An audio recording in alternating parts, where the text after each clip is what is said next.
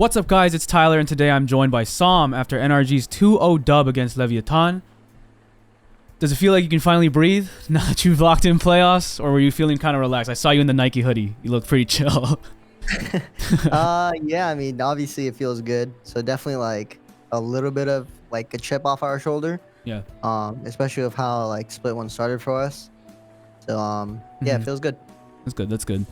I want to give you the mic a little bit. Any players that you want to kind of hype up after that game, because it looked pretty good from you guys compared to the last 2 weeks? Yeah, I think Brock and Adam, of course, the two tier 2 guys, stepped up hella today. Yeah. Especially when they're feeling it, like the game just becomes so much easier. So yeah, those are the two players that honestly are like the MVPs of at least today's match. Nice. Looking back at before the match started, what were the conversations like between you guys before the game? Because you guys were coming into this, the last 2 weeks, you guys got O2'd. Playoffs was at stake. Place at Masters Toronto was at stake. What were kind of the pep talks that you were giving to each other before you got into this game? Honestly, you didn't even like, no one really kind of talked about like, oh, we got to win this match, you know? Like, I mean, obviously we all knew that like it was a pretty big match. Like, Yeah. obviously we have to win this match. Because there's just no excuses. But honestly, it's not like we came in today like, yo guys, the pressure's on us, we have to win, there's no excuses. Yeah. Obviously everyone knew, Yeah. but it doesn't help if you keep repeating something. Of course. Especially like, obviously it's like a big thing, but especially if you like repeat something, it could, for all you know, it could go south in the player's head. But I think we all like recognize the position that we were in. So I think that's like the biggest thing. Yeah. Like, looking back at the last few weeks, right? What was the difference between those 2 weeks and then this week in specific? Because it felt like you guys kind of were able to bring it together for today. 2-0. Yeah.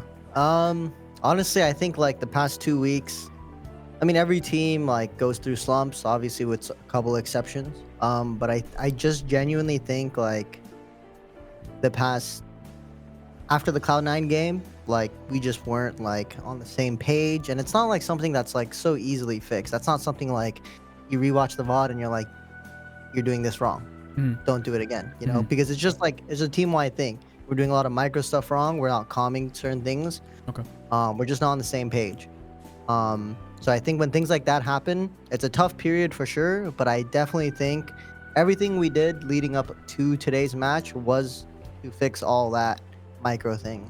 And it's not something that's like so easy to fix. Yeah. It's just something that like you have to build with each other outside the game, in the game of course, but just highlighting outside the game. Okay. Is that something that you're still working on heading into the playoffs, or like? Yeah, well, I mean, we definitely played better today in terms of just like the micros.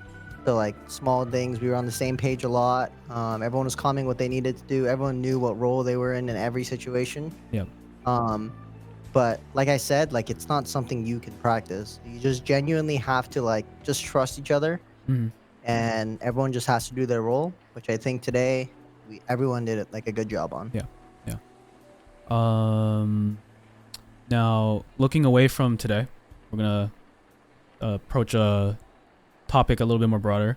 Well, not really. It's still connected to the last couple of weeks. It's you've been playing esports for a while now. Like, as one of the more experienced players on the team, save for, you know, your boy. How do you help the team kind of bounce back after that kind of slump? Like, what can you do? Yeah, I think it's extremely important in times like that. If you voice your own opinion, especially like me, obviously like our leader FNS will have his own opinions. Yeah. And everyone has their own opinions, but with, at least for me and even Ethan, with the experience we have, it's not something like, it's not like what we just went through isn't something that we haven't gone through before. Right. So when things like this happen, it's good that at least me and Ethan speak up on just certain things.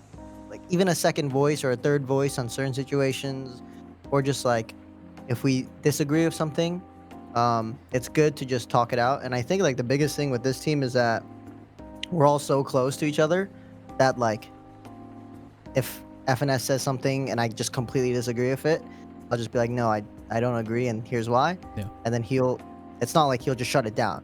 You know, he'll listen to my opinion, and then we'll just come to a conclusion together. So I think that's like the biggest thing that at least me and Ethan bring. Kind of just like mediating everyone and just making sure we're all on the same page. But yeah, that's like another thing I meant by like outside the game. Like things like that you'd have to talk about as a team. And there's no like one way or the highway, you know? Yeah. Now here's a question that's away from today. I know that Finesse is your better half. Seeing as this is his last year, does that put any pressure on you or the team to perform when you guys perform, or like knowing that he's going to be retiring at the end of the year? Does that put any pressure on you guys?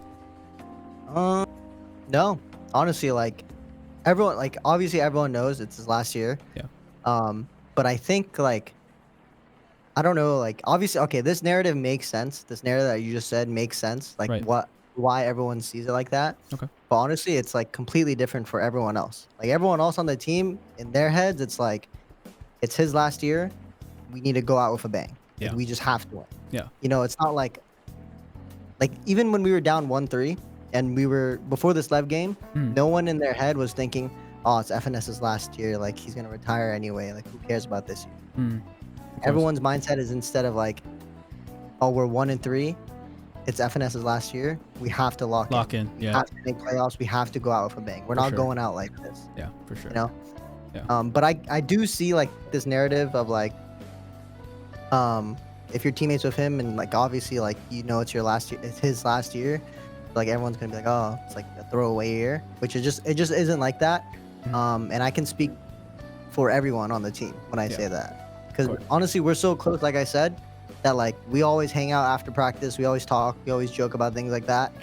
And I think it's like it's good that honestly like even like Mata and I'm sure Brock, they both said this, is like they don't read like the online stuff what everyone says. That's good. Honestly, I think that's good for them. Yeah. Especially like being rookies. A lot of noise out there. Yeah. Yeah. Especially right now, especially when you're going through like a slump or like a bad phase throughout your team. So good on them. Yeah. Just ignore all the voices out there. Yeah. Now, we're talking about FNS. You've actually spoken a lot of about your thoughts on, you know, this year and moving on, right? You've given some thoughts on the possible pathways that you can choose, whether you remain a pro player or not. How's your headspace been on that? Your current choice, which is playing pro, have any pros or cons become more apparent over the last year?